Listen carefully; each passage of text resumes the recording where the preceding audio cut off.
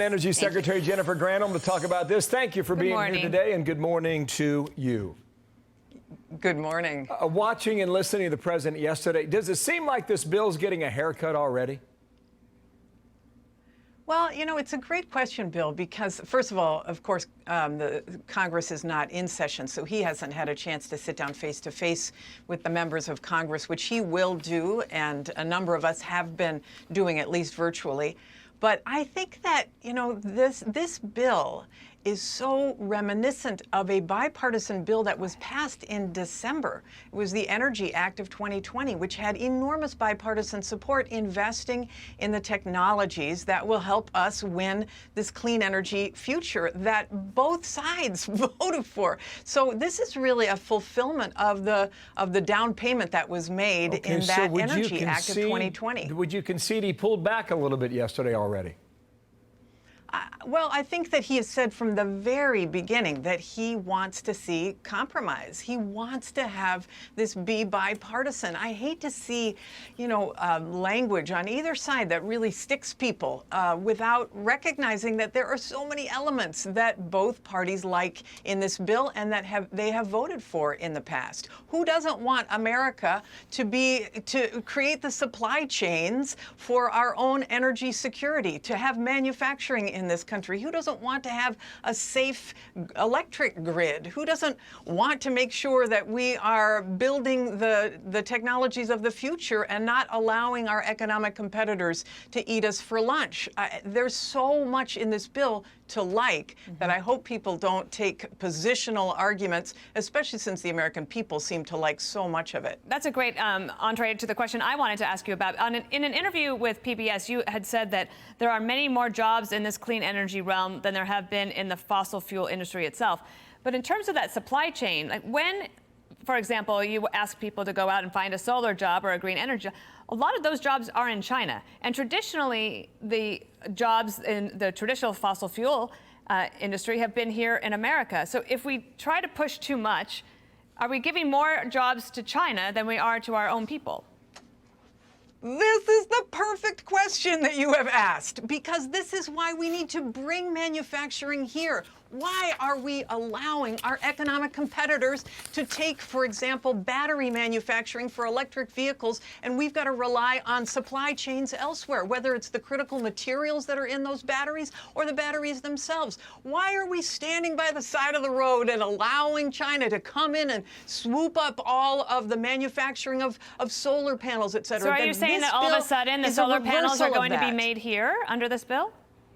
I think solar panels should be made here. Why would we be buying solar panels from a country that has human rights violations? Why wouldn't we be making them here? Why wouldn't we be making the supply chain for those solar panels here? It's insane that we have allowed it. We've stood by and watched those jobs go away. This American Jobs Act has a huge investment in our manufacturing and our supply chain. I say this from Michigan. I say this as somebody who has seen these jobs go. But what about all the people that have lost their jobs already? Oh, thank you, Madam Secretary. I just wonder about all the people that have lost their jobs already. Once the Keystone Pipeline was canceled within the first 6 hours of this administration, and they were told by the climate czar, John Kerry, to go and find a green energy job or a solar job, and they can't. We've talked to many of them. They can't find those jobs. And how long do we expect them to wait, and what are they supposed to do in the meantime? This is really important, that these construction jobs for plumbers, for pipe fitters, for sheet metal workers are embedded in the core of this American Jobs Act or this American Jobs Plan.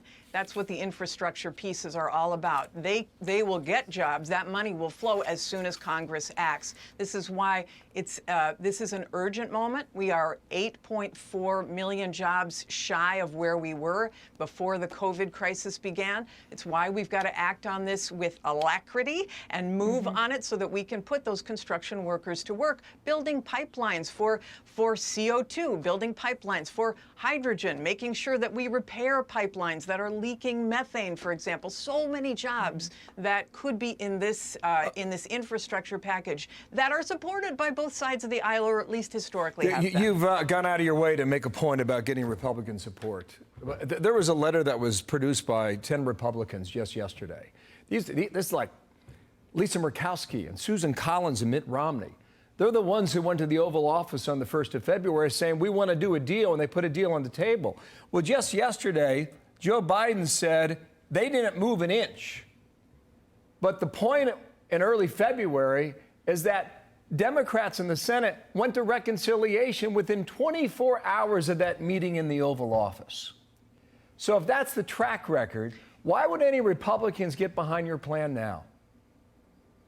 Well, this is a different bill. That was a rescue package. We had to get shots in arms.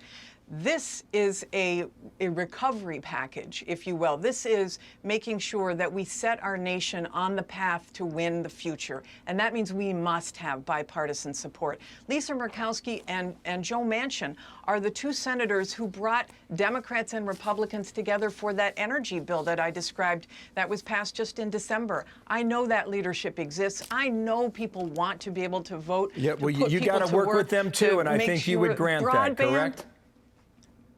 I'm sorry, say that again. You have to work with them too, and I think you would grant that, correct? For sure. Last word.